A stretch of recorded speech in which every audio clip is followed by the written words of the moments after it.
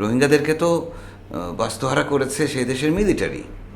এখন আবার সেই দেশের মিলিটারি রোহিঙ্গাদেরকে নিয়ে তাদেরকে মানব ঢাল হিসেবে ব্যবহার করে, তাদেরকে তাদের সেনাবাহিনীতে জয়েন করায়, একসাথে ফাইট করে আরাকান আর্মির বিরুদ্ধে।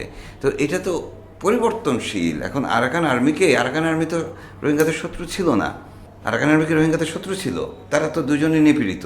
আমি জানি হচ্ছে যে আরাকান আর্মি তারা চাচ্ছে রোহিঙ্গাদেরকে সাথে নিয়ে চলতে, কারণ তারা জানে যে, বা এটা বাস্তবতা যে পুরো পৃথিবী তো একভাবে চলছে না। রিকগনিশন, যদি তারা সত্যি সত্যিই স্বাধীনতার দিকে এগিয়ে যায়, সেক্ষেত্রে তাদের রিকগনিশন লাগবে।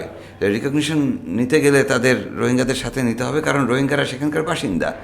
এখন যদি তারা রাজিও হয়, ধরেন এই দেশটা স্বাধীন হলো, ধরেন রাখাইন স্বাধীন হলো, রাখাইন স্বাধীন হওয়ার সাথে সাথে বা তার আগে পরে, ঠিক আছে, রোহিঙ্গাদের সঙ্গে আলোচনা করে তারা, রোহিঙ্গার কার সাথে আলোচনা করবে?